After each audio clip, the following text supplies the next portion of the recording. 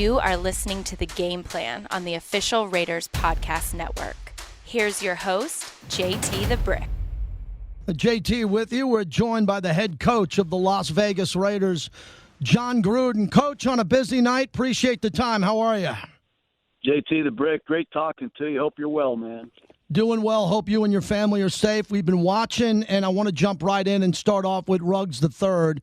Were you surprised he was available? All three of the big marquee receivers were available when the selection came to you at 12.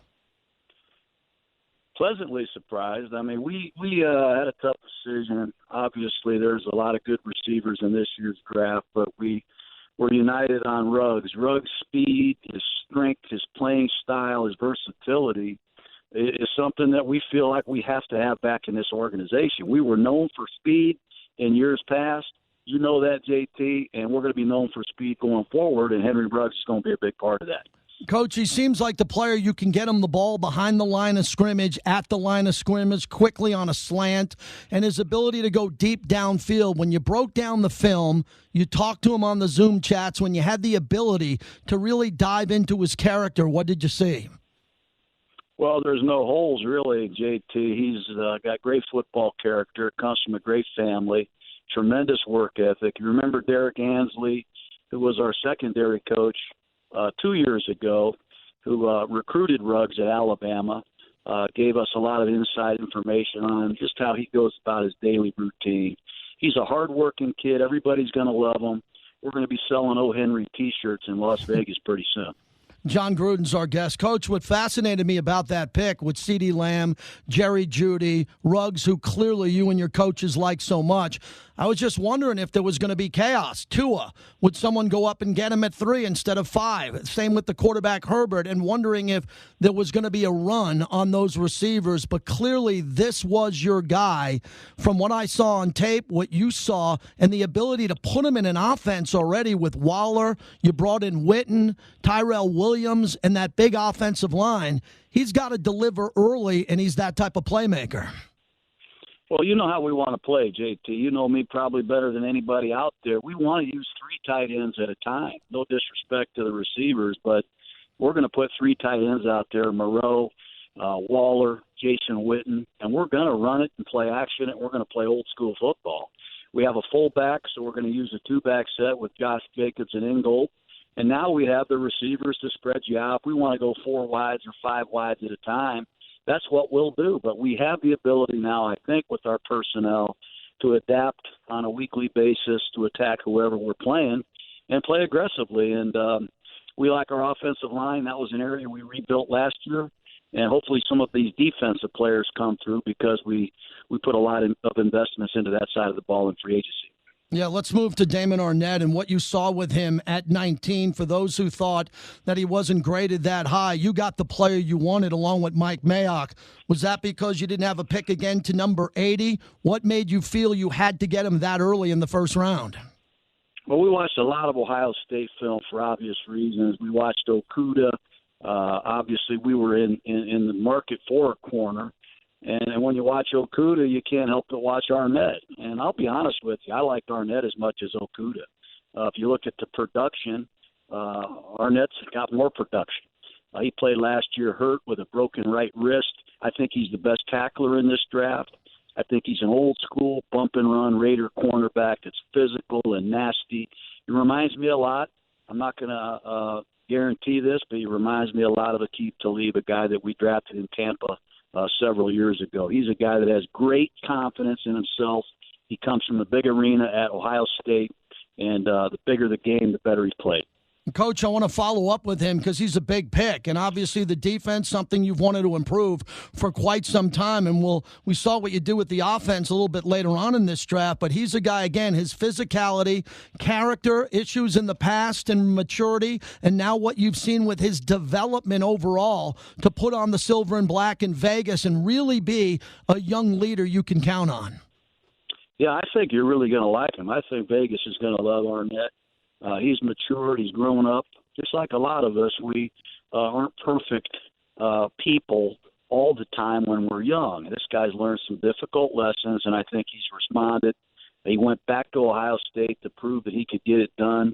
and he's got a son. He's really got a great future ahead of himself.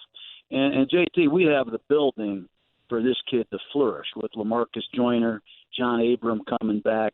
We've added some veteran linebackers. We've got some good leadership on the football team. So I think we have an environment where this man is going to flourish, and we need him to because he's a talented kid. Lynn Bowden Jr., wow. Wide receiver, dual threat quarterback, just electric out of the backfield, can do it all. Coach, take us behind the scenes and how you found him out of Kentucky and how he fits your overall scheme. He's a modern-day weapon. He's a guy that, 1,500 yards rushing at Kentucky in the SEC as a Wildcat quarterback. As a slot receiver, he dominated with 60 catches 2 years ago. He's an unbelievable punt returner. He's just a great competitor. He's a natural football player. It's a cliche that coaches like to use, but if we put Bowden at corner, strong safety, running back, he could get it done. And he is tough. He's going to be a real fun guy for us as an offensive staff. We're going to move him to running back and give Josh Jacobs a breather. We lost a good running back in DeAndre Washington, so we're going to try to get us some touches coming out of the backfield and try to mismatch him with some safeties and linebackers in the process.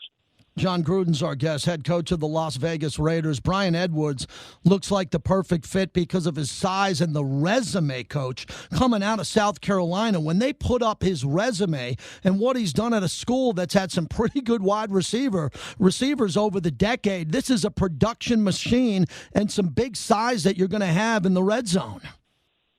Well, you said that right. When you're the all-time leading receiver at South Carolina, that's saying something. I've had, as a coach, a lot of success with Gamecocks. Robert Brooks, Sterling Sharp. You know what Alshon Jeffrey's all about. To be the number one wide receiver at South Carolina is saying something. This is 6'3". He's a Terrell Owens type body, great work ethic. We got to get the foot right, and we will. We're making great progress there, but I was like a dog trying to get back in the house, getting Mike Mayock to pull the trigger on this. I was so excited to get Edwards, you have no idea.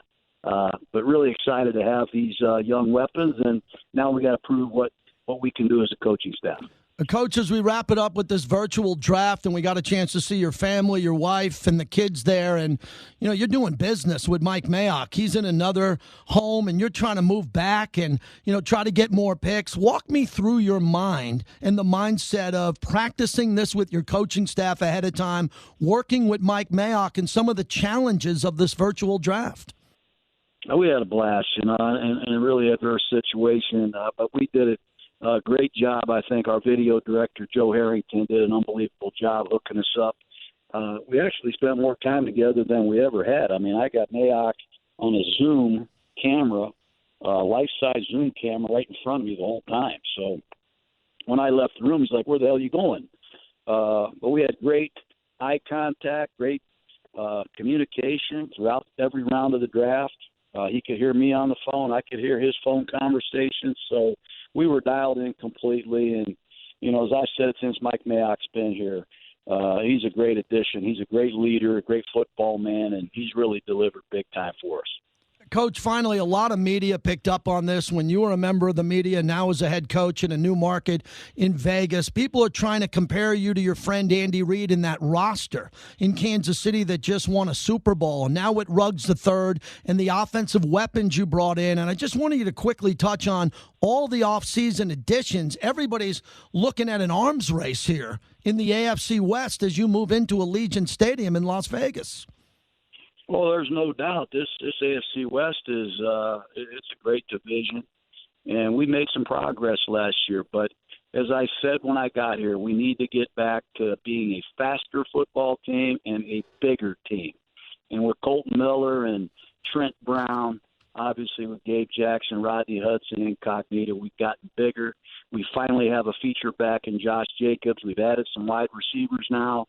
And defensively, with Corey Littleton and Kwiatkowski coming aboard, the emergence of Crosby and Farrell, hopefully young defensive pass rushers on the outside, with Ryan Nassib and the healthy Arden Key. Now we've got some depth, and we just hope we can beat the virus. I just want to encourage everybody that's listening, just keep the faith, do the right thing, be careful, and can't wait to play in that stadium. I'm so excited to move to Vegas and make some friends and get this party started. You got no idea.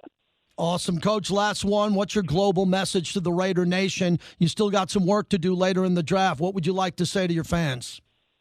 Well, just don't ever discount what happens in the 5th, 6th, and 7th rounds. And Hunter Renfrow and, Tom Brady and a lot of great players have come in the latter rounds and after the draft. So, hey, enjoy this process, enjoy the journey. But the word to emphasize is finish. Just like great Raider teams have done in the past, they finish games, they finish the season, and they finish with authority. And I just can't wait to unite with the Raider fans and make some new friends in Vegas. And just stay healthy, stay safe, and God bless everybody. Thank you, Coach. All the best. Continued success. Thank you. All right. Thanks for having me on, JT. See you. Thank you for listening to The Game Plan on the official Raiders Podcast Network.